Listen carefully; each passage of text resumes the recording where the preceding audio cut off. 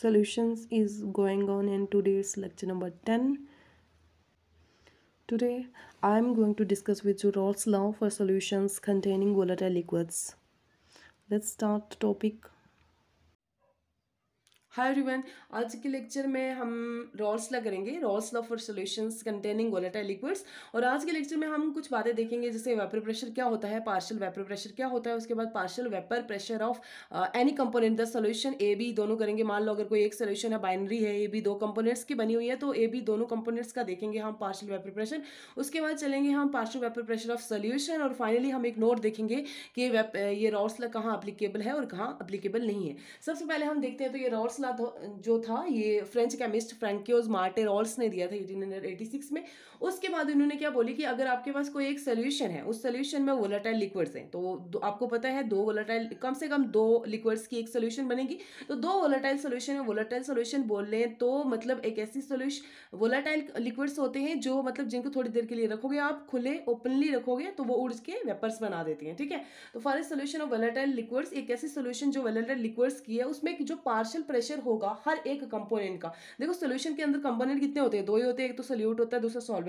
तो यहाँ पर एक सोल्यूशन जो है वोलेटाइल लिक्विड्स में, इसमें एक volatile liquid as a solvent काम करेगा और दूसरा एज ए सोल्यूट काम करेगा। तो जो पार्शियल प्रेशर है हर एक कंपोनेंट का सोल्यूशन के अंदर, वो डायरेक्टली प्रोपोर्शनल होगा उसके मोल फ्रैक्शन के बराबर। अगर आपको समझ नहीं आई तो यहाँ देखिए, यहाँ पर एक I have taken here a vessel in which I have kept a solution of volatile liquids.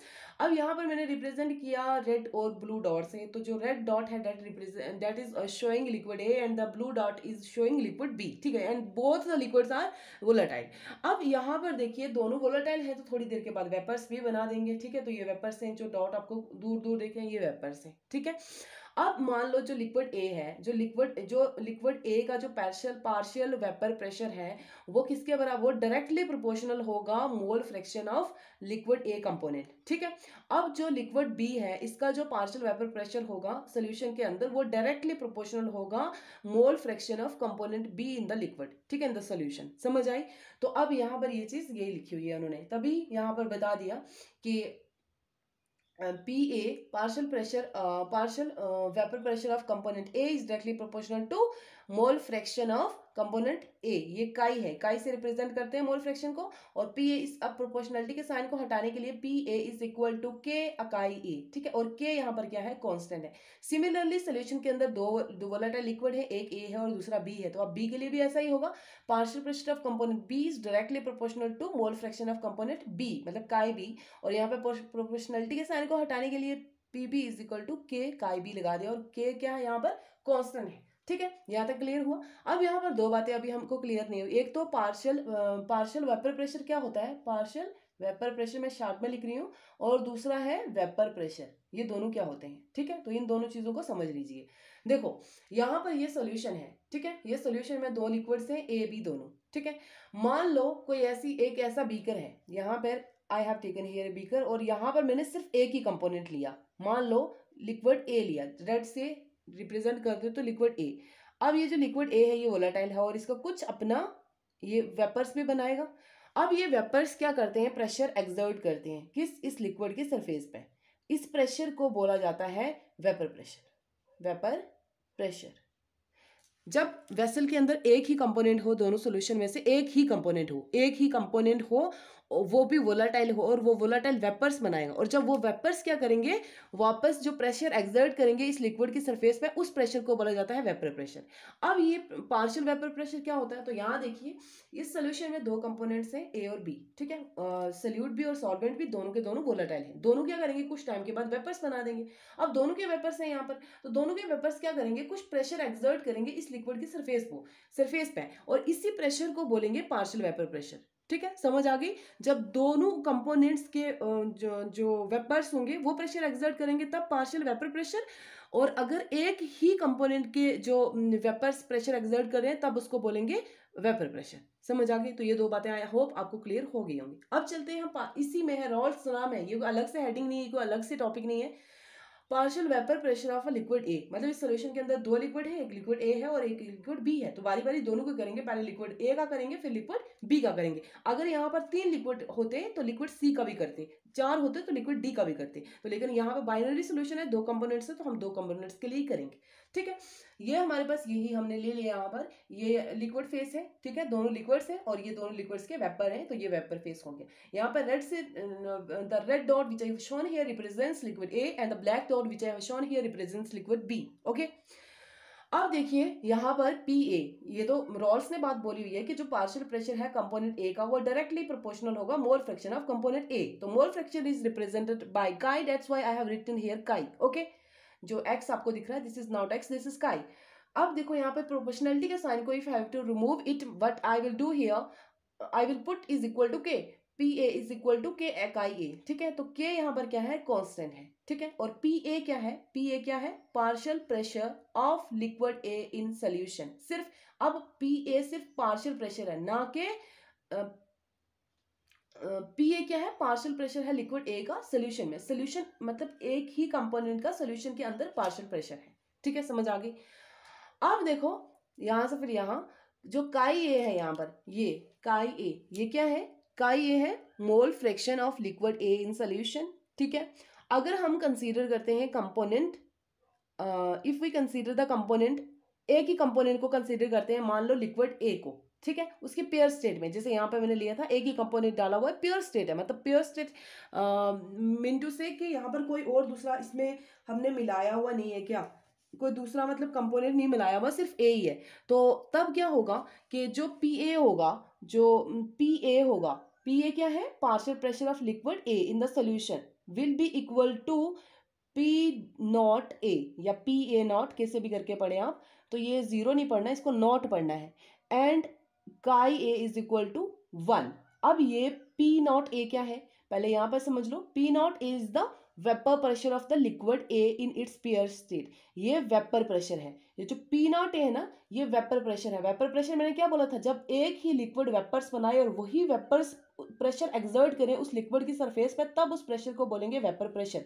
ठीक है, जब दोनों लिक्विड्स हों तो तब होगा पार्शियल प्रेशर। ठीक है, पार्शियल वेपर प्रेशर। तो यहाँ पर जो पी ए है ये वेपर प्रेशर है और पी नॉट ए जो है ये वेपर प्रेशर है।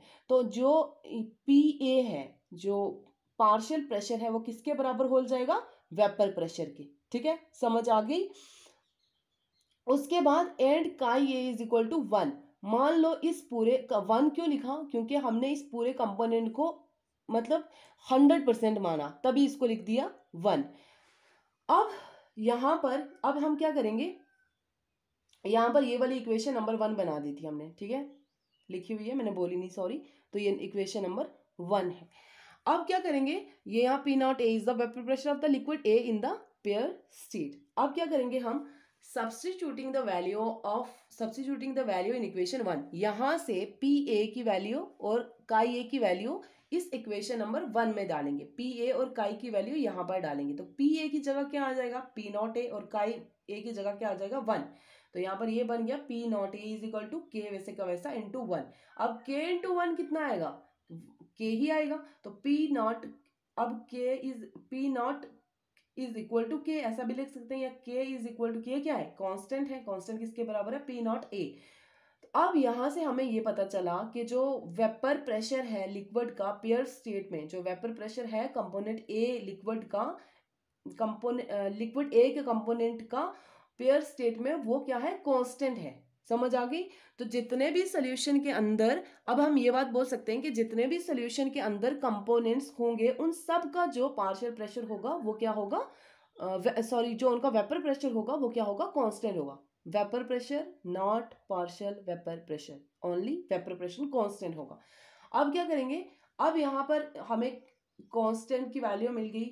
ठीक है, ये किसके बराबर हो गया, के किसके बराबर हो गया, पी नॉट ए की। तो यहाँ पर अब के की वैल्यू हम डाल सकते हैं। तो again putting the value of constant in equation 1 we get, क्या मिलेगा हमें, पी ए की जगह P A is equal to K की जगह पी नॉट ए और काई ए हमने डाल दिया। अब ये क्या है, ये क्या बना, ये partial vapour pressure of liquid ए, ये है partial vapour pressure of liquid ए। तो इसमें से आप न्यूमेरिकल्स निकाल सकते हो, पी ए की वैल्यू पी नॉट ए की एक्स ए की डाल के, तो ये आराम से निकल सकता है।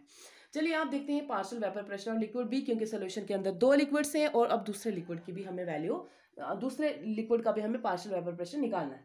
तो सेम उसी तरह P B is directly proportional to chi B. ठीक है, ये वेपर जो प्रेशर है पार्शियल प्रेशर है कंपोनेंट बी का, वो किसके डायरेक्टली प्रोपोर्शनल होगा, mole fraction of component B का। अब प्रोपोर्शनलिटी के साइन को हटाने के लिए इज इक्वल टू के लगा दिया, और काय भी वैसे का वैसा। के क्या है हमारे पास, कांस्टेंट है, और पी भी क्या है, पार्शियल वेपर प्रेशर है लिक्विड बी का सोल्यूशन के अंदर, और काय भी क्या है, मोल फ्रैक्शन है लिक्विड का, लिक्विड बी का सोल्यूशन के अंदर। यहां तक समझ आ गई।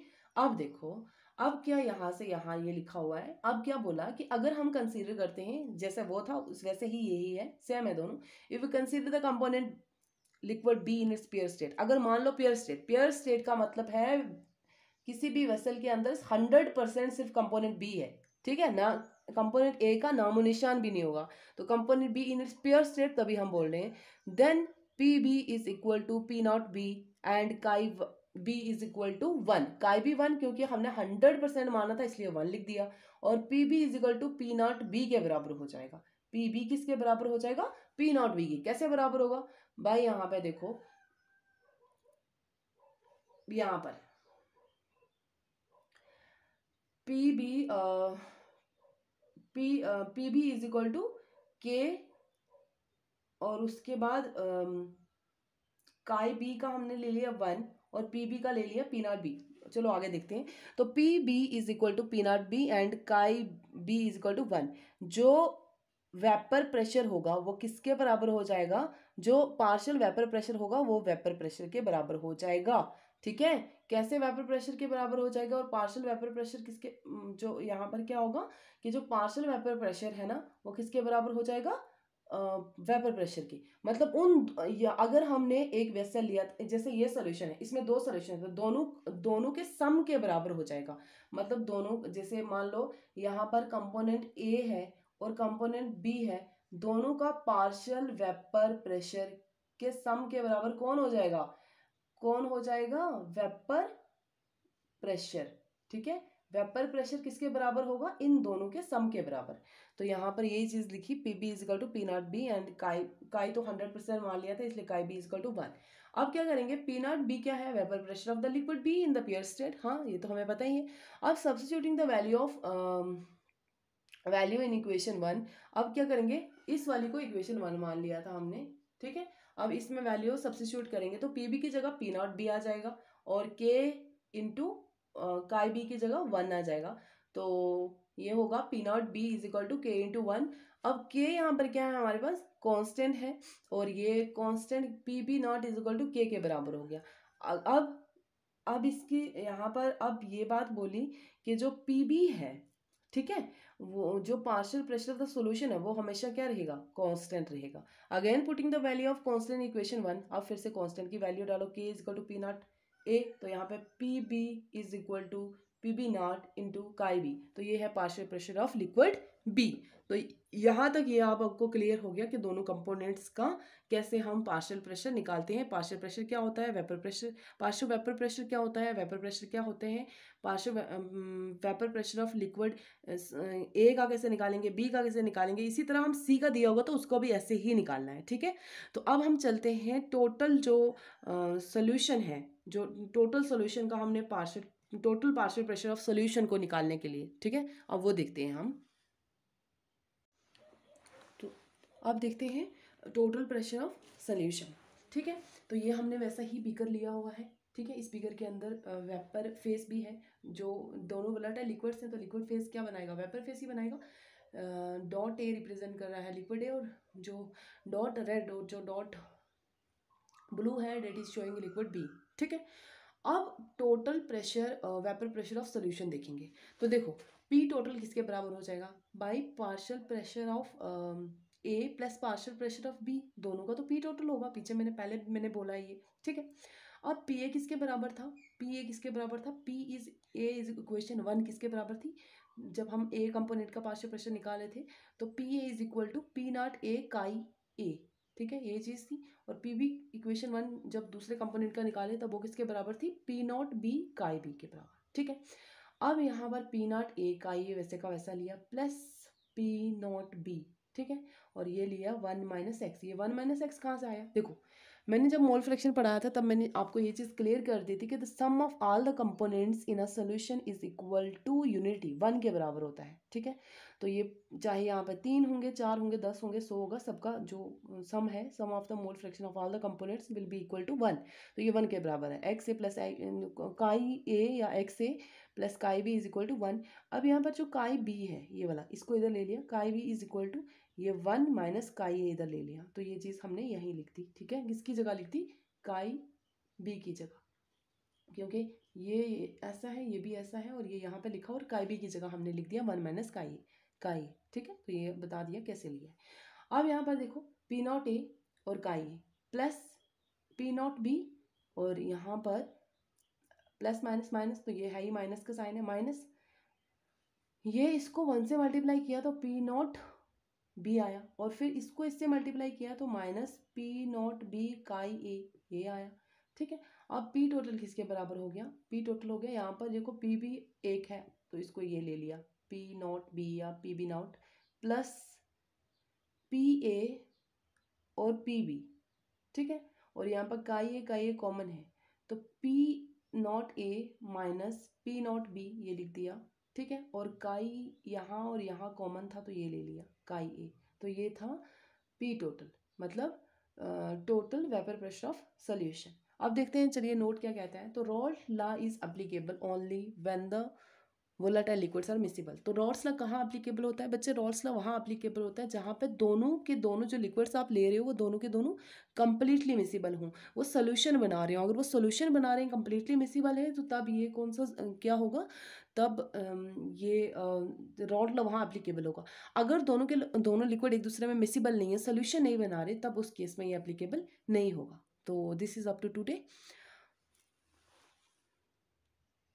Thank you, have a blessed day.